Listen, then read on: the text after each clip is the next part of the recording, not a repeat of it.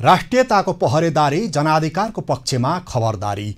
यो हो news Nepal television. नमस्कार, म सन्तोष पोखरेल। सुरुमा हेडलाइन्स न्युज।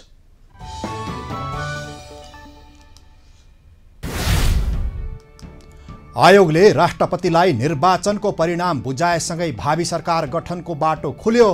राजनीतिक दलहरू बहुमत पुर्याउन निरन्तर छलफलमा। मुलुकी फौजदारी कार्यविधि संहिता विरुद्ध परेको रिट सर्वोच्चद्वारा खारेज। अध्यादेश रोक्न षड्यन्त्र भएको भन्दै विप्लव समूहले गर्यो सङ्घर्षका कार्यक्रम घोषणा।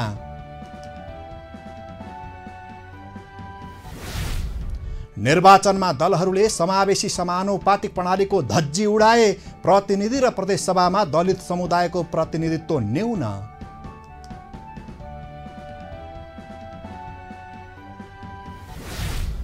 संसदीय दलको नेता बन्न काङ्ग्रेसभित्र रस्साकस्सी। 10 राजनीतिक दलले यसपटक संसदीय दलको सुविधा पाउने।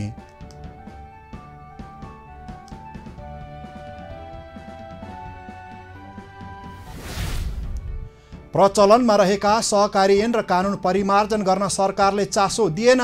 सहकारीमा समस्या नै समस्या।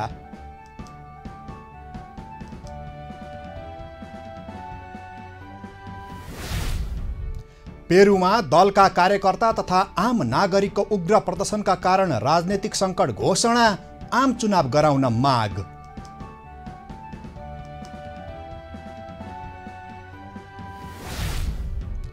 र नेपाली टिमको प्रदर्शन खस्किँदै गएपछि क्रिकेट टोलीका प्रशिक्षक प्रभाकर 5 महिनामै घर फर्कन बाध्य। राजीनामा स्वीकृत।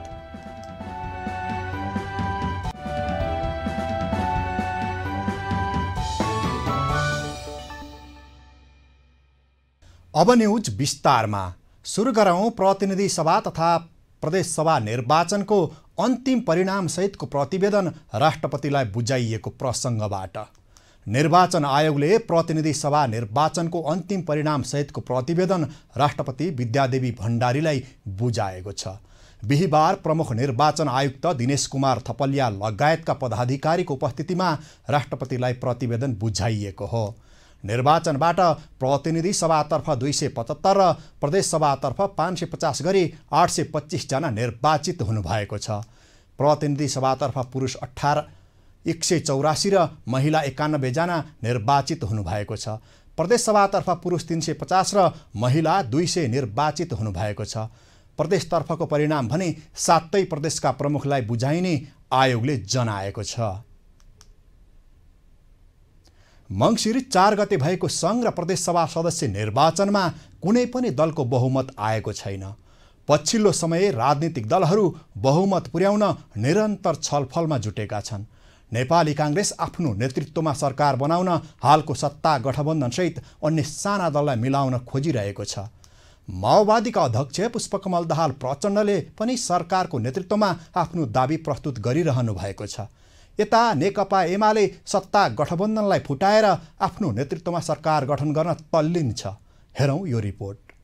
निर्वाचन आयोगले निर्वाचनको अन्तिम मत परिणाम सहितको प्रतिवेदन राष्ट्रपति समक्ष बुझाइसकेको छ। यो सँगै अब नयाँ सरकार गठनको बाटो पनि खुलेको छ। निर्वाचनको मत परिणाम अनुसार काङ्ग्रेस 89, त्यसैगरी एमाले 78, नेकपा माओवादी केन्द्र 32, राष्ट्रिय स्वतन्त्र पार्टीले 20, राष्ट्रिय प्रजातन्त्र पार्टीले 14, जनता समाजवादी पार्टीले 12, नेकपा एकीकृत समाजवादीले 10, जनमत पार्टीले 6 र लोकतान्त्रिक समाजवादी पार्टीले 4 सिट प्राप्त गरेका छन्। 275 सिट रहेको प्रतिनिधि सभामा काङ्ग्रेस पहिलो दल, एमाले दोस्रो दल र माओवादी केन्द्र तेस्रो दलको रूपमा आएका छन् भने नयाँ शक्तिका रूपमा रवि लामिछानेको नेतृत्वको राष्ट्रिय स्वतन्त्र पार्टी अगाडि आएको छ। अब राष्ट्रपति कार्यालयले नयाँ सरकारको गठन प्रक्रिया सुरु गर्नेछ।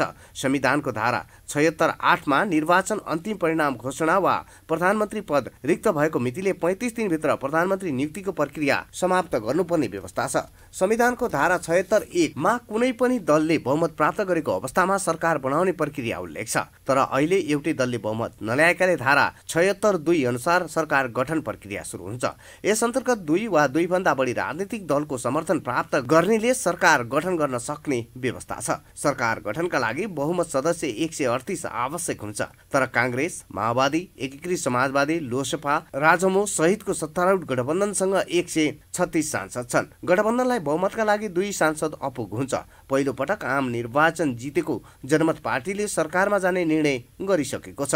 जनमतसँग 6 जना सांसद छन्। नागरिक उन्मुक्ति पार्टीले पनि आफ्ना माग पूरा भए सरकारमा जाने भनेर यसअघि नै निर्णय गरेको छ। त्यसैले सरकारले गत आइतबार टिकापुर घटनामा सजाय भोगिरहेका सो पार्टीका संस्थापक नेता रेशम चौधरीलाई छुटाउन मुलकी फौजदारी कार्यविधि सहित 2074 को दफा 116 मा संशोधन गर्न अध्यादेश ल्याएको छ। अध्यादेश राष्ट्रपतिले जारी गर्नुहुन्छ वा हुन्न त्यो भने प्रतीक्षाको विषय बनेको छ। पछिल्लो समय सरकार गठनका लागि राजनीति तहमा भेटघाट र छलफल बाँकिएको छ। तर नयाँ सरकारको नेतृत्वमा दाबी गरिरहेका राजनीतिक दलहरूमा भने शक्ति बाँडफाँड बारे कुरा मिलेको छैन। गठबन्धनबाट सरकारको नेतृत्व नेपाली कांग्रेस र नेकपा माओवादी केन्द्रमध्ये कुन दलले गर्ने भन्ने बारे यी दलका नेताहरूबीच औपचारिक छलफल त भएको छ तर टुङ्गिएको छैन। संसदको तेस्रो ठूलो दल माओवादीका अध्यक्ष पुष्पकमल दाहाल प्रचण्डले आगामी सरकारको नेतृत्वमा आफ्नो दाबी गरिरहनु भएको छ। गठबन्धनबाट आफ्नो नेतृत्वमा सरकार बन्ने सम्भावना क्षीण देखेपछि अध्यक्ष दाहालले कांग्रेस र एमाले दुवैतिर संवाद अघि बढाउनु भएको छ। जसले प्रधानमन्त्रीको स्वीकार गर्छ उतै लाग्ने अध्यक्ष दाहालको रणनीति देखिन्छ। र मैले के सोचेको छु भने यदि अहिले देशको नेतृत्व गर्ने अवसर हामीलाई प्राप्त भयो, मलाई प्राप्त भयो भने मैले एउटा काम बडो गम्भीर रूपले विचार गरिरहेको काम भ्रष्टाचार नियन्त्रण यो देशको विकासको निम्ति अनिवार्य शर्त छ। कांग्रेसभित्र प्रधानमन्त्री शेरबहादुर देउवा, नेता रामचन्द्र पौडेल र महामन्त्री गगन थापा, शेखर कोइराला, शशाङ्क कोइराला लगायतकाले प्रधानमन्त्री बन्ने इच्छा व्यक्त गर्नु भएको छ। माओवादीबाट प्रचण्ड निर्विवाद उम्मेद्वार देखिनु भएको छ। तर गठबन्धनको सबैभन्दा ठूलो दल नेपाली कांग्रेसले माओवादीलाई सरकारको नेतृत्व दिन तयार देखिएको छैन। अब नेपाली कांग्रेसको संसदीय दलको निर्वाचनको तयारीमा आजैबाट म जुट्छु। प्रेसमा तमाम साथीहरूको सबैको स्नेह माया यसै गरिकन मसँग रहन्छ। खास गरी नेपाली कांग्रेसको तर्फबाट देशलाई हाँक्नका निम्ति नयाँ नेतृत्वको खोजी भएको कुरालाई समेत मनन गर्दै सबै साथीहरू नयाँ जोशका साथमा र नयाँ चिन्तनका साथमा संसदभित्र आउनुहुन्छ। म अब चाहिँ यसपटक यहाँबाट चाहिँ रिप्रेजेन्ट गरिसकेपछि म रेगुलरली चाहिँ टाउन हल मिटिङ्सहरू म आयोजना गर्छु ताकि आम मतदाताहरूले चाहिँ आफ्नो चाहिँ जनप्रतिनिधिसँग गुनासो पोख्ने र चाहिँ सुझाव दिने सबै गर्न पाउने गरिकन म चाहिँ गर्छु भनेर भनेको छु। म त्यसमा स्टिक गर्छु। नेपाली कांग्रेसले आफ्नो नेतृत्वमा सरकार बनाउन हालको सत्ता गठबन्धन सहित अन्य साना दल मिलाउन खोजिरहेको छ। यता नेकपा एमाले पनि सरकार बनाउने विषयमा अनौपचारिक छलफल थालेको छ। नेकपा एमाले सत्ता गठबन्धनमा रहेको कांग्रेस र माओवादी केन्द्रलाई फकाउन थालेको छ। एमाले सत्ता गठबन्धनलाई फुटाएर आफ्नो नेतृत्वमा सरकार गठन गर्न चाहन्छ। निर्वाचनमा बहुमत कुनै पनि दलको नआएका कारण कसको नेतृत्वमा सरकार बन्छ र को प्रधानमन्त्री बन्छ भन्ने बारे अन्यल कायमै छ। 2074 मा भने निर्वाचन आयोगले अन्तिम परिणाम बुझाएकै दिन केपी शर्मा ओली प्रधानमन्त्री बन्नु भएको थियो। सांसदको शपथ नलिकनै प्रधानमन्त्री बनेका भन्दै ओलीको आलोचना समेत त्यति बेला भएको थियो। Bureau report, news Nepal television, Kathmandu. निर्वाचनको परिणाम आइसकेपछि अब दलहरूको संसदीय दलको नेता र देशको प्रधानमन्त्री को बन्ने भन्ने चासो छ। संसदीय दलको पदाधिकारी बन्न आकांक्षी सांसदहरूले दलभित्र गतिविधि बढाएका छन् भने चुनाव हुने अवस्थामा रहेका दलमा नेतृत्व आफ्नो पक्षमा बहुमत जुटाउन प्रयासरत छन्। राजनीतिक दल सम्बन्धी ऐन 2073 को व्यवस्था अनुसार संघीय संसद र प्रदेश सभामा कम्तीमा 2 सिट जितेका दलले निर्वाचन परिणाम सार्वजनिक भएको 30 दिनभित्र संसदीय दल गठन गर्ने र संसदीय दलको नेता चयन गर्नेछन्। तर नेता चयनको प्रक्रिया भने सम्बन्धित दलको संसदीय दलको विधान बमोजिम हुने ऐनमा उल्लेख छ। हालको निर्वाचन परिणाम अनुसार प्रतिनिधि सभामा 10 वटा दलले संसदीय दल गठन गर्न पाउनेछन्। ऐन बमोजिम संसदीय दलका उपनेता, प्रमुख सचेतक र सचेतकलाई समेत सरकारले सुविधा दिने गरेको छ, जसका कारण प्रतिनिधि सभा सदस्यमा निर्वाचित भएका सांसदहरू सरकारमा जान र मन्त्री बन्न नपाए पनि संसदीय दलको पदाधिकारी बन्न दौडधुप गरिरहनु भएको छ। संसदीय दल गठन हुनेमाथि उल्लेखित 10 मध्ये नेपाली काङ्ग्रेस बाहेक दलहरूमा दलको नेता चयन गर्ने विषयमा मतभेद देखिएको छैन। संसदको ठूलो दल काङ्ग्रेसका सभापति शेरबहादुर देउवा सर्वसम्मत संसदीय दलको नेता बन्न चाहनुहुन्छ, तर पार्टीभित्रको प्रतिपक्षी शेखर कोइराला समूहले देउवालाई सर्वसम्मत दलको नेता बन्न दिने सम्भावना कमै देखिन्छ। कोइराला समूहबाट महामन्त्री गगन थापाले चुनाव जिते लगत्तै संसदीय दलको नेता बन्ने तयारी गरिरहनु भएको छ। सरकारले राष्ट्रपति विद्यादेवी भण्डारी कहाँ सिफारिस गरेको मुलुकी फौजदारी कार्यविधि संहिता 2074 विरुद्ध परेको रिट सर्वोच्च अदालतले दरपीठ गरेको छ। फौजदारी मुद्दामा सजाय पाई जेलमा रहेका राजनीतिक दलका नेता तथा कार्यकर्तालाई रिहाई गर्ने कानुन बनाउन ल्याइएको अध्यादेश खारेजी हुनुपर्ने मागसहित परेको रिट सर्वोच्च अदालतले बिहिबार दरपीठ गरेको हो। अधिवक्ता कपिलदेव ढकाल र राजेन्द्र प्रसाद दङ्गाल तथा पूर्व सचिव द्वारिकानाथ ढुङ्गेले दायर गरेको रिट सर्वोच्च अदालतका रजिस्ट्रार नारायण प्रसाद पन्थीले बिहिबार दरपीठ गर्नुभएको हो। रिटमा प्रधानमन्त्री शेरबहादुर देउवा, राष्ट्रपतिको कार्यालय, प्रधानमन्त्री तथा मन्त्री परिषदको कार्यालय, कानुन न्याय तथा संसदीय मामिला मन्त्रालय, गृह मन्त्रालय र महान्यायाधिवक्ताको कार्यालयलाई विपक्षी बनाइएको छ। रिटमा अध्यादेश जारी नगर्नु भने राष्ट्रपति कार्यालयको नाममा प्रतिषेधात्मक तहको आदेश जारी गरी पाऊँ भनी माग गरिएको थियो। मन्त्री परिषदको मङ्सिर 25 को बैठकले अध्यादेश पारित गरी जारी गर्न राष्ट्रपति कार्यालय पठाएको थियो। राष्ट्रपतिले उक्त अध्यादेश हालसम्म जारी गर्नुभएको छैन। यसैबीच नेत्रविक्रम चन्द विप्लव नेतृत्वको नेपाल कम्युनिस्ट पार्टीले 3 बुँदे सहमति कार्यान्वयनका लागि दबाब दिन आन्दोलन गर्ने भएको छ। तत्कालीन प्रधानमन्त्री केपी शर्मा ओली नेतृत्वको सरकारले गरेको सहमति कार्यान्वयन गर्न चरणबद्ध आन्दोलनका कार्यक्रम गर्ने घोषणा गरेको हो। उक्त पार्टीले पुस 1 देखि 5 गतेसम्म चरणबद्ध आन्दोलन गर्ने भएको छ। पहिलो दिन गाउँदेखि शहरसम्म विरोध प्रदर्शन, पुस 2 गते कोणसभा, 3 गते जिल्ला सदरमुकाम र मुख्य शहरमा अन्तर्क्रिया, 4 गते देशैभर मसाल जुलुस गर्ने र 5 गते बिहान 10 बजेदेखि 11 बजेसम्म चक्काजाम गरिने समेत नेकपाद्वारा जारी विज्ञप्तिमा उल्लेख छ। न्युज नेपालमा अब पालो भएको छ ब्रेकको। ब्रेक अघि हेडलाइन्स न्युज।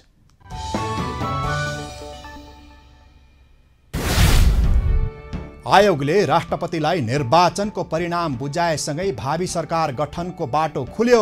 राजनीतिक दलहरू बहुमत पुर्याउन निरन्तर छलफलमा।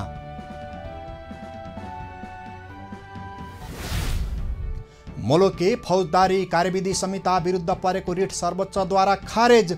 अध्यादेश रोक्न षड्यन्त्र भएको भन्दै विप्लव समूहले गर्यो सङ्घर्षका कार्यक्रम घोषणा।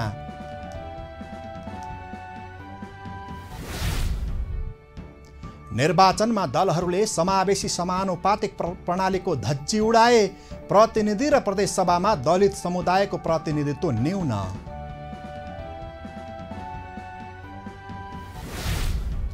संसदीय दलको नेता बन्न काङ्ग्रेसभित्र रस्साकस्सी। 10 राजनीतिक दलले यसपटक संसदीय दलको सुविधा पाउने।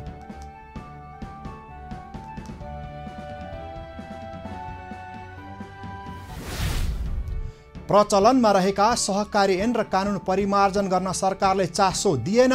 सहकारीमा समस्या नै समस्या।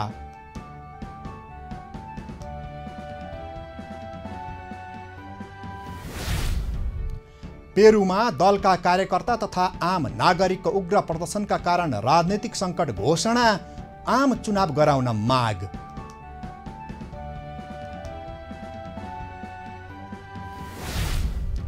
र नेपाली टिमको प्रदर्शन खस्किँदै गएपछि क्रिकेट टोलीका प्रशिक्षक प्रभाकर 5 महिनामै घर फर्कन बाध्य।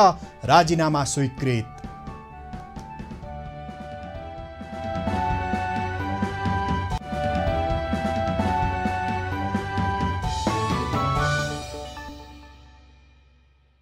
ब्रेकपछि पुनः स्वागत छ।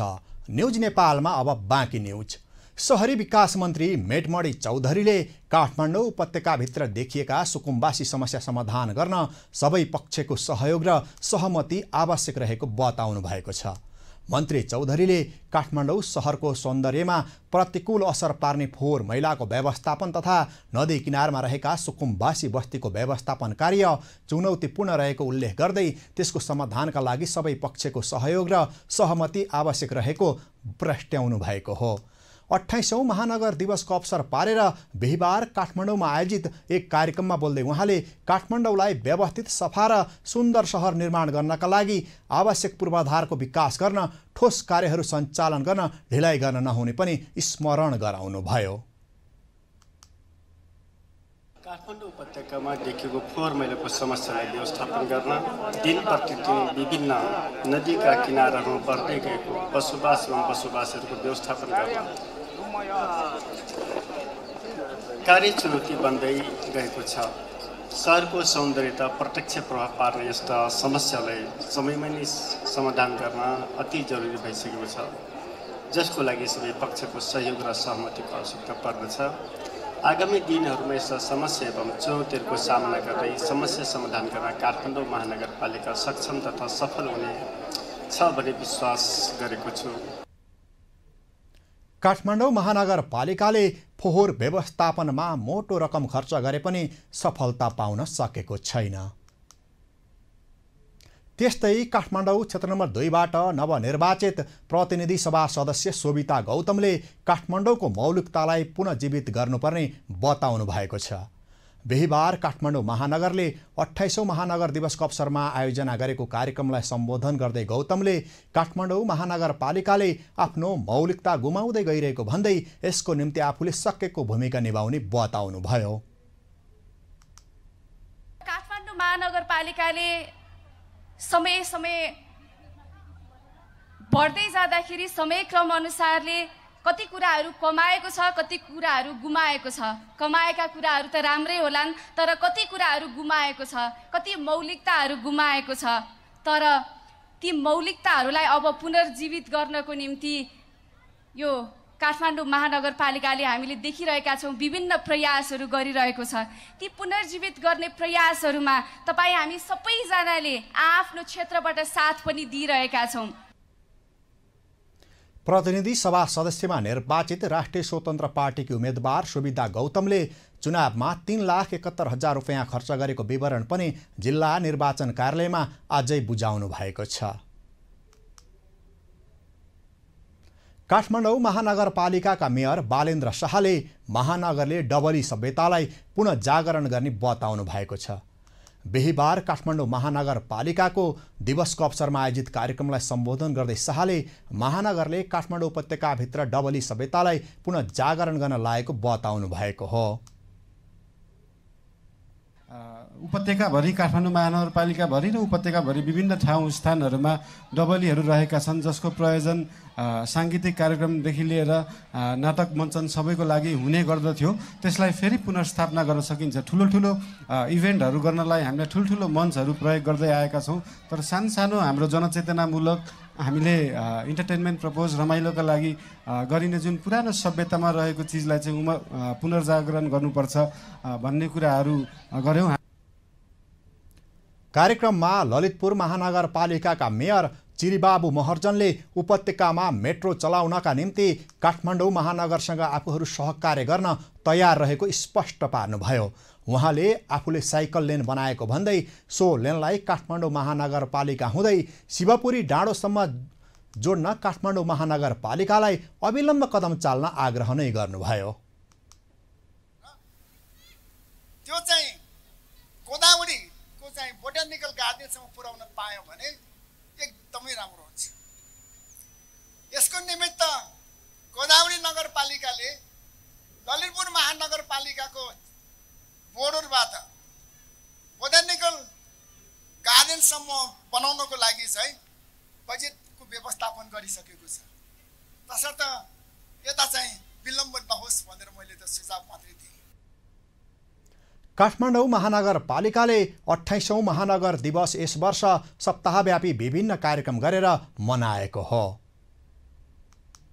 यस वर्षको अन्तर्राष्ट्रिय आप्रवासी श्रमिक दिवस सप्ताहव्यापी रूपमा मनाइने भएको छ। यस वर्षको दिवसलाई नेपालमा वैदेशिक रोजगारबाट प्राप्त सिप, पुँजी र ज्ञान, उद्यमशीलता, रोजगारी र राष्ट्रिय स्वाभिमान भन्ने मूल नाराका साथ मनाउन लागि हो। हरेक वर्ष डिसेम्बर 18मा मनाइने गरिएको अन्तर्राष्ट्रिय आप्रवासी श्रमिक दिवसलाई यस वर्ष सुरक्षित एवं मर्यादित वैदेशिक रोजगारीका लागि सरोकारवालाहरूमा सचेतना अभिवृद्धि गर्ने उद्देश्यले मनाउन लागि श्रम मन्त्रालयका सचिव एक नारायण अर्यालले जानकारी दिनुभयो। प्रदेश र स्थानीय पालिकासम्म पुर्याउन प्रदेश सरकार र स्थानीय पालिकाको अगुवाईमा जिल्ला स्थित विभिन्न सरकारी निकायहरू, वैदेशिक रोजगारको क्षेत्रमा कार्यरत विभिन्न सङ्घ संस्थाहरू, सबै राजनीतिक दल, नागरिक समाज, गैर सरकारी एवं निजी सङ्घ संस्थाहरू, ट्रेड युनियन, सञ्चार जगत, आप्रवासी श्रमिक तथा उनीहरूका परिवार समेतको सक्रिय सहभागिताबाट शिष्ट, सभ्य एवं विवादरहित ढङ्गबाट आयोजना गरेर मूल समारोह समितिबाट स्वीकृत भएका विविध कार्यक्रमहरू यही डिसेम्बर 16 देखि 22 गतेसम्म सप्ताहव्यापी रूपमा उत्साहपूर्वक ढङ्गले मनाउन मूल आयोजक समिति सबैमा हार्दिक आह्वान गर्दछ। सन् 1990मा विश्व आप्रवासी कामदार र उनीहरूका परिवारको हक अधिकार संरक्षणका लागि संयुक्त राष्ट्रसङ्घले अन्तर्राष्ट्रिय महासन्धि पारित गरेको अवसरमा हरेक वर्ष डिसेम्बर 18लाई अन्तर्राष्ट्रिय आप्रवासी दिवसका रूपमा मनाउन थालिएको हो। मङ्सिर 4मा सम्पन्न प्रतिनिधि सभा तथा प्रदेशसभा निर्वाचनको अन्तिम परिणाम बुधबार सार्वजनिक गरेको आयोगले बिहीबार परिणामसहितको प्रतिवेदन राष्ट्रपति विद्यादेवी भण्डारीलाई बुझाएको छ। निर्वाचनको अन्तिम परिणाम हेर्दा यसपटक संसदमा दलित र अपाङ्गता भएका व्यक्तिको प्रतिनिधित्व निकै कम छ। दलित समुदाय र अपाङ्गता भएका व्यक्तिबाट कसको प्रतिनिधित्व हुँदैछ त संसदमा? हेरौँ यो रिपोर्ट। 7 प्रदेशमा दलित समुदायबाट समानुपातिकतर्फ 28 जना प्रदेशसभा सदस्यमा निर्वाचित हुनुभएको छ। निर्वाचन आयोगले सार्वजनिक गरेको प्रदेशसभा समानुपातिक निर्वाचन प्रणालीतर्फ निर्वाचित सदस्यको सूची अनुसार प्रदेश 1 मा नेकपा एमालेबाट कमला दर्नाल, नेपाली कङ्ग्रेसबाट सुनिता कुमारी गुरुङ, नेकपा माओवादी केन्द्रबाट सपना दर्जी र राष्ट्रिय प्रजातन्त्र पार्टीबाट गोपाल बहादुर विश्वकर्मा प्रदेशसभा सदस्यमा निर्वाचित हुनुभएको छ। त्यसैगरी मध्य प्रदेशमा कङ्ग्रेसबाट शकुन्ती देवी र नीलकुमारी रजक, एमालेबाट पल्टी देवी महरा, जनमत पार्टीबाट रञ्जु कुमारी मण्डल, जनता समाजवादी पार्टी नेपालबाट ललिता दास, माओवादी केन्द्रबाट शारदा दास पहाडी र नेकपा एकीकृत समाजवादीबाट किशोरी देवी गरी 7 जना प्रदेशसभा सदस्यमा निर्वाचित हुनुभएको छ। बागमती प्रदेशमा एमालेबाट बालकुमारी विश्वकर्मा र कङ्ग्रेसबाट सुना परियार तथा गण्डकी प्रदेशमा एमालेबाट गोविन्द बहादुर नेपाली र नन्दकला दमै नेपाली, कङ्ग्रेसबाट दिलमाया पौवी र टीका कुमारी बस्याल तथा माओवादी केन्द्रबाट दमयन्ती रुचाल गरी 5 जना प्रदेशसभा सदस्यमा निर्वाचित हुनुभएको छ।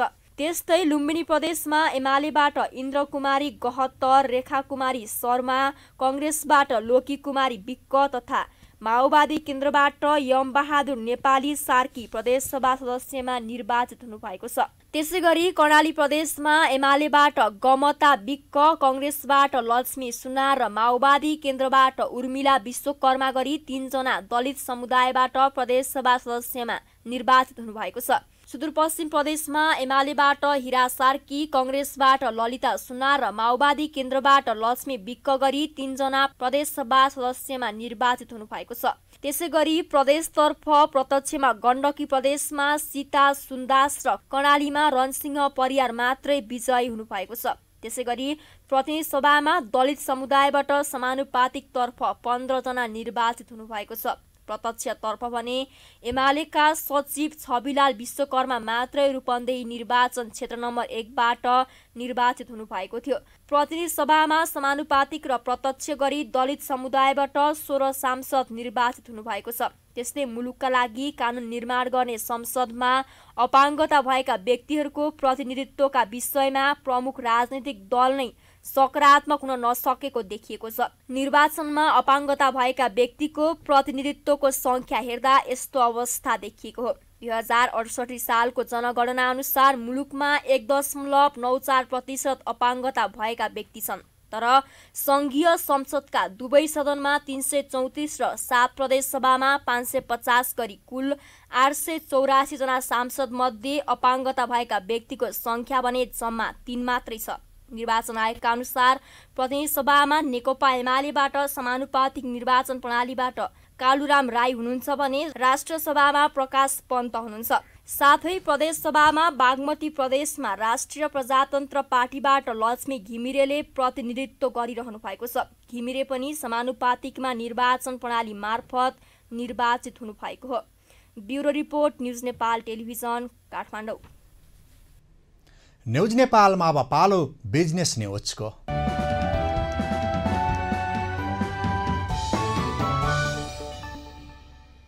भूमि व्यवस्था, सहकारी तथा गरिबी निवारण मन्त्री शशि श्रेष्ठले सहकारीको समस्यालाई हाउगुजीको रूपमा प्रस्तुत गरिएको भन्दै आपत्ति जनाउनु भएको छ। बिहिबार समस्याग्रस्त सहकारी व्यवस्थापन समितिको कार्यालयले काठमाडौँमा आयोजना गरेको प्रगति समीक्षा तथा सहकारी सुशासन बुलेटिन विमोचन कार्यक्रमलाई सम्बोधन गर्दै मन्त्री श्रेष्ठले यस्तो बताउनु भएको हो। उहाँले सहकारीमा भएको समस्याभन्दा बढी समस्या जस्तो बनाएर सहकारीका समस्याहरूको प्रचार गरिएको बताउनुभयो।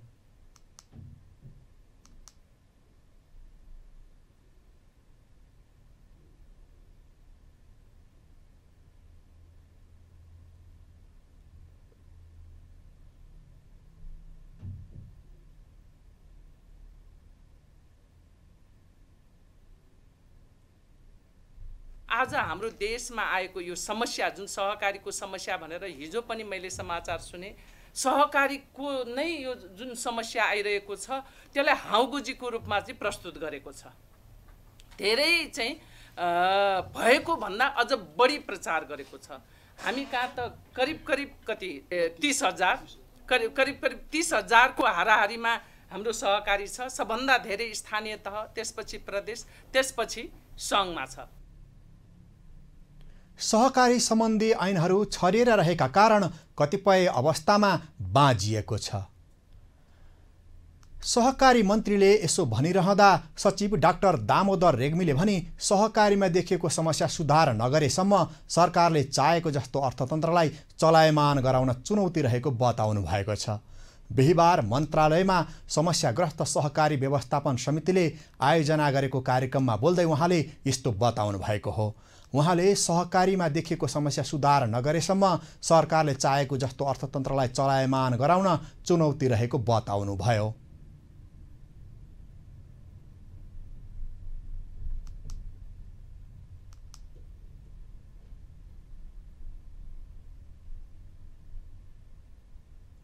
सहकारीको संस्कृतिको विकास गर्दै जानु र इन्स्टिट्युसनल इफेक्टिभनेस बढाउनु पर्ने आवश्यकता छ। अब आज हामी समस्याग्रस्त सहकारी व्यवस्थापन समितिको बारेमा कुरा गर्न गइरहेका छौँ। यो संस्था दुईवटा रोलमा आइदिए हुन्थ्यो भन्ने मेरो भनाइ छ। एउटा हट आइरनको रूपमा हुनुपर्छ। तपाईँलाई देखेर तर्साउनु पऱ्यो। अब हाम्रा सहकारी, बदमासी गर्ने सहकारी र नीति नियम नमान्नेहरू, हाम्रा लुपहोललाई युज गर्ने, बिचरा एकदम सानो तहमा बचत गरेका बचतकर्ताहरूको बचत फिर्ता नहुने स्थिति आउने गरियो भने काशीराज सरको अफिस छ, त्यसले हामीलाई कारवाही गर्छ। समस्याग्रस्त सहकारी व्यवस्थापन समितिका अध्यक्ष काशीराज दाहालले प्रचलनमा रहेका सहकारी सम्बन्धी ऐन र कानुनहरू पुराना भएकाले यसलाई समयानुकूल बनाउन आवश्यक रहेको औल्याउनुभयो। सहकारीको ऐनमा प्रदेशले कानुन बनाउँदाखेरि यो सिद्धान्तको आधारमा बनाउने, स्थानीयले यो सिद्धान्तमा बनाउने भनेर हामीले गाइडलाइनहरू चाहिँ त्यो ऐनमा राख्न सक्छौँ। जसरी हामीले स्थानीय सरकार सञ्चालन ऐनमा केही कुराहरू भन्यौँ, स्थानीय तहलाई त्यसै गरी भन्न सकिने अवस्थामा यो ऐन कानुन जुन बेला हामी यहाँ चाहिँ परिमार्जनको कुरा गर्छौँ त्यसलाई एउटा अध्ययन गर्ने टिम बनाएर हामीले सहकारी ऐनमा अपडेट गर्नुपर्ने छ। किनभने यो पुरानो पृष्ठभूमिमा यो कानुन बन्यो।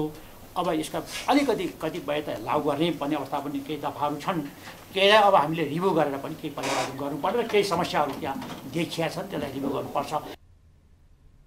सहकारी ऐनलाई थप परिमार्जन गरी समय अनुकूलको बनाउन आवश्यक भए पनि सरकारले चासो दिएको छैन। नेपाल चेम्बर अफ कमर्सका उपाध्यक्ष दीपक मल्होत्राले मुलुकमा स्थिर सरकार नहुँदा विदेशी लगानी भित्र्याउने वातावरण नभएको बताउनु भएको छ। बिहिबार काठमाडौँमा भएको आइपिडिएफको कार्यक्रममा बोल्दै उपाध्यक्ष मल्होत्राले 5 वर्ष अघि स्थिर सरकार बनेर लगानीको वातावरण बन्ने आश गरे पनि सफल हुन नसकेको बताउनुभयो। देशहरुमा गयौं, ब्याङ्ककमा गएँ, हामीले कुरा गरे कि नेपालमा लगानी गर्नु।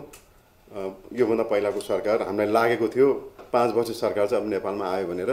अब नेपालमा 5 वर्ष सरकार आएको छ, लगानी गर्ने वातावरण बनेको छ, लगानी गर्नु भन्ने कुरा बोलेर आए विभिन्न देशमा, तर रिजल्ट त्यही नै आयो।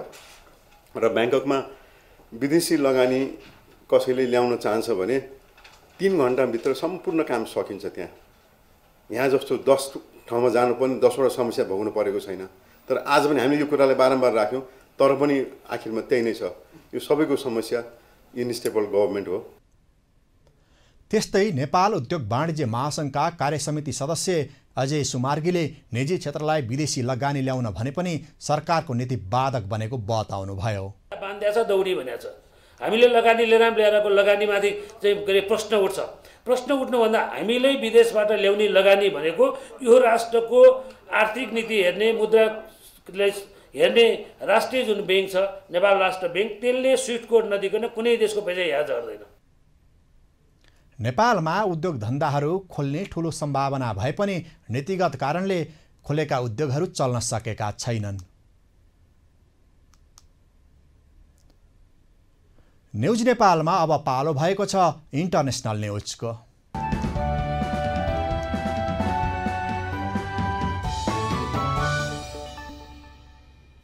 पेरुमा राजनीतिक दलका कार्यकर्ता तथा आम नागरिकको उग्र प्रदर्शनका कारण राजनीतिक सङ्कट घोषणा गरिएको छ। प्रदर्शन बढ्न थालेपछि आपतकालको घोषणा गरिएको हो। पेरुका रक्षा मन्त्रीले महाअभियोग लगाएर गत 7 डिसेम्बरमा राष्ट्रपति पेड्रो क्यालेस्टीलाई पदबाट हटाएका थिए। राजनीतिक सङ्कट बढ्दै गएपछि आम चुनाव गराउन माग गर्दै प्रदर्शन भइरहेको छ। प्रदर्शनका क्रममा अवस्था हिंसक बनेपछि 2 जनाको ज्यान गएको छ। पेरु धेरै वर्षदेखि राजनीतिक उथलपुथलमा फस्दै आएको छ। त्यहाँका धेरै नेताहरूलाई भ्रष्टाचारको आरोप पनि लागेको छ। बुधबार पेरुको संसदमा राष्ट्रपतिलाई पदबाट हटाउन महाअभियोग प्रस्तावमा मतदान नै भएको थियो। 130 सदस्य संसदमा प्रस्तावको पक्षमा 101 मत परेको थियो। 10 जना सांसदले मतदानमा भाग लिएनन्। पेरुको संवैधानिक अदालतका प्रमुख फ्रान्सिस्को मोरासोले संसदमा महाअभियोग प्रस्तावमा मतदान हुनुअघि एक कार्यक्रममा उपराष्ट्रपति डिना बोलुआर्टेलाई राष्ट्रपति पद ग्रहण गर्न आदेश दिएका थिए। सो अघि पेड्रोले संसद भङ्ग गरिसकेका थिए। बिहार राज्यको सारण जिल्लाका 3वटा गाउँमा विषाक्त मदिरा सेवनबाट 22 जनाको मृत्यु भएको छ।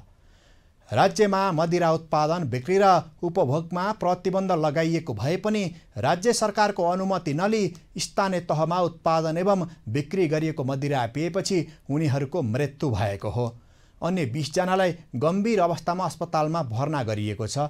महिला समूहहरूले मदिरा उत्पादन तथा बिक्री वितरण विरुद्ध अभियान चलाएपछि बिहार राज्यमा सन् 2016मा मदिराको बिक्री र उपभोगमा प्रतिबन्ध लगाइएको थियो। प्रहरीका अनुसार अस्पताल भर्ना भएका 20 मध्ये धेरैले आँखाको ज्योति गुमाएका छन्। गैर कानुनी रूपमा मदिरा बिक्री गरेको आरोपमा 3 जनालाई नियन्त्रणमा लिइएको छ। न्युज नेपालमा अब पालो भएको छ स्पोर्ट्स न्युजको।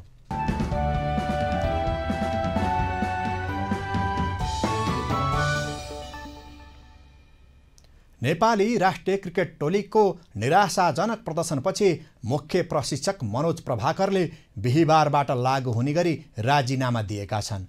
नेपाल क्रिकेट सङ्घ क्यानले बिहिबार मुख्य प्रशिक्षक मनोज प्रभाकरले राजीनामा दिएको जनाएको हो। नामिबिया भ्रमण सकेर उतैबाट भारत प्रस्थान गरेका भारतीय प्रशिक्षक प्रभाकरले दिएको राजीनामा स्वीकृत भएको जनाइएको छ। तत्कालीन प्रशिक्षक पुबुदु दासानायकाले राजीनामा दिएपछि यसै वर्षको साउनमा प्रभाकर नेपाली टोलीको प्रशिक्षकमा नियुक्त भएका थिए। प्रभाकरको प्रशिक्षणमा नेपालले हालै नामिबियामा सम्पन्न आइसिसी विश्वकप क्रिकेटको 4 खेलमध्ये सबै खेलमा नतिजा सुम्पिएको थियो।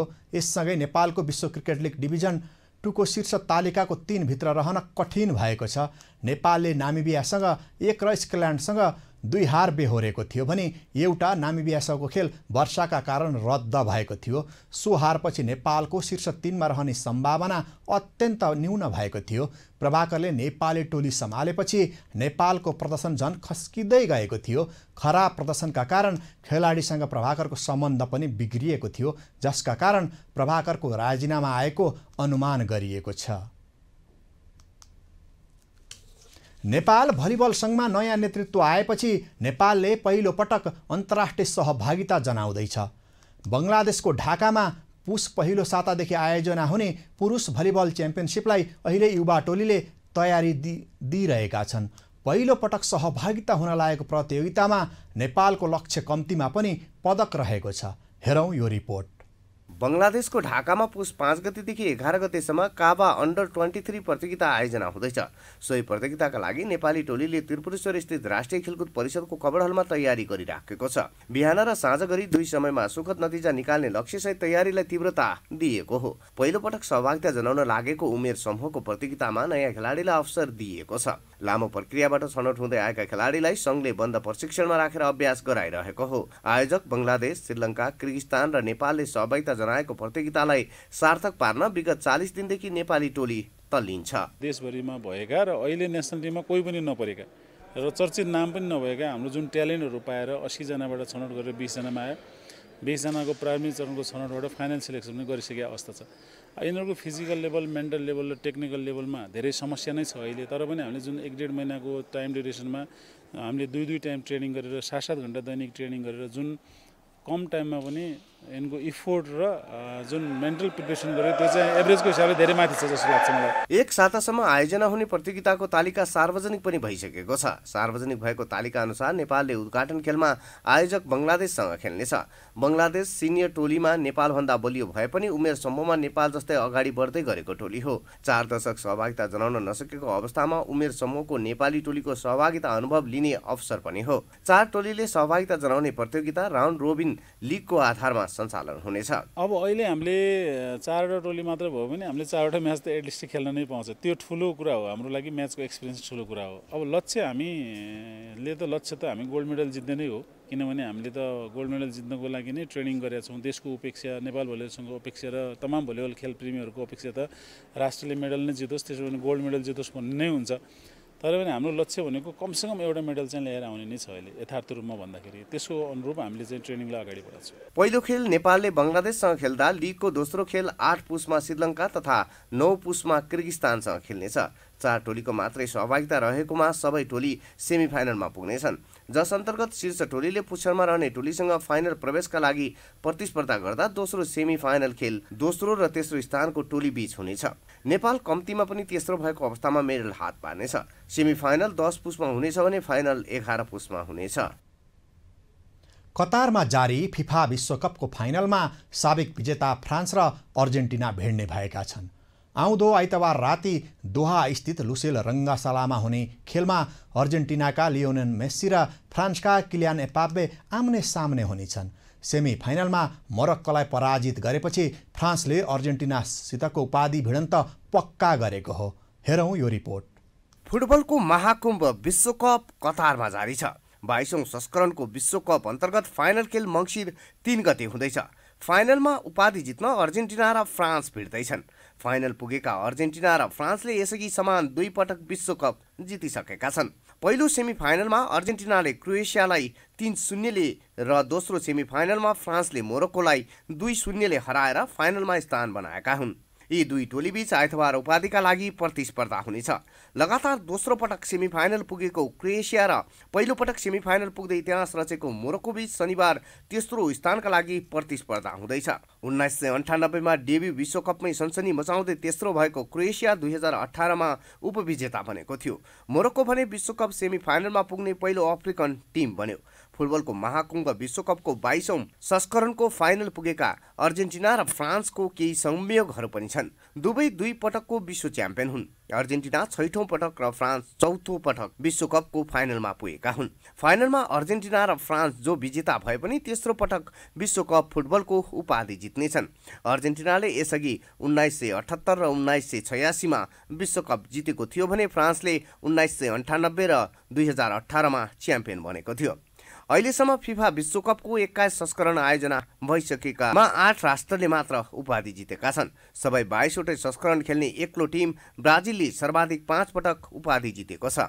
यस्तै इटाली, जर्मनी, पश्चिम जर्मनी सहित समान 4 पटक तथा अर्जेन्टिना र फ्रान्ससँगै उरुग्वेले समान 2 पटक जितेका छन्। इङ्ल्यान्ड र स्पेनले 1-1 पटक विश्वकप जितेका छन्। यसपटक इटली बाहेक 7वटै च्याम्पियनले कतारमा विश्वकप खेलेका थिए। इटली भने छनौट हुनै सकेन। यस्तै विश्वकपमा अहिलेसम्म कुल 13 राष्ट्रले फाइनल खेलेका छन्। 8 राष्ट्रले उपाधि जित्दा फाइनल पुगेर पनि चेकोस्लोभाकिया, हंगेरी, स्विडेन, नेदरल्यान्ड र क्रोएसियाले उपाधि जित्न सकेन। नेदरल्यान्ड्स 3 पटक फाइनल पुगेर पनि 3 पटक उपविजेता बन्यो। चेकोस्लोभाकिया र हंगेरी भने समान 2 पटक पराजित भएका थिए। क्रोएसिया 4 वर्ष अघि रुसमा भएको विश्वकपमा पहिलो पटक फाइनल पुगेको थियो। स्पोर्ट्स न्युजसँगै हामी न्युज बुलेटिनको अन्त्यमा आइपुगेका छौं।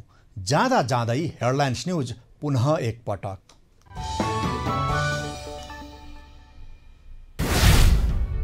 आयोगले राष्ट्रपतिलाई निर्वाचनको परिणाम बुझाएसँगै भावी सरकार गठनको बाटो खुल्यो। राजनैतिक दलहरू बहुमत पुर्याउन निरन्तर छलफलमा।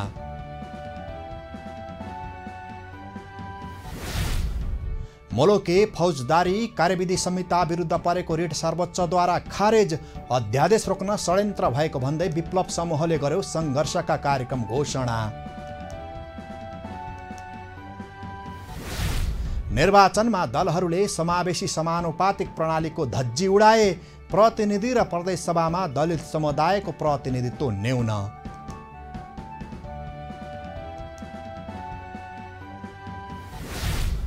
संसदीय दलको नेता बन्न काङ्ग्रेसभित्र रस्साकस्सी।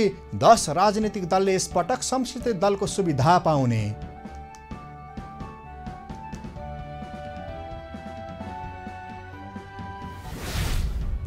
प्रचलनमा रहेका सहकारी ऐन र कानुन परिमार्जन गर्न सरकारले चासो दिएन। सहकारीमा समस्या नै समस्या।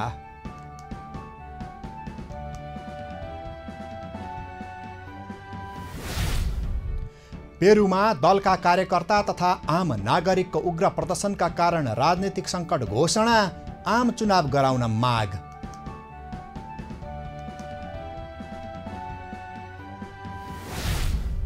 र नेपाली टिमको प्रदर्शन खस्किँदै गएपछि क्रिकेट टोलीका प्रशिक्षक प्रभाकर 5 महिनामै घर फर्कन बाध्य।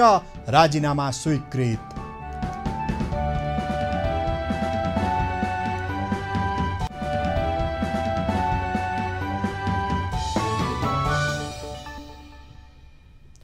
अहिलेलाई न्युज नेपालको न्युज बुलेटिन यति नै।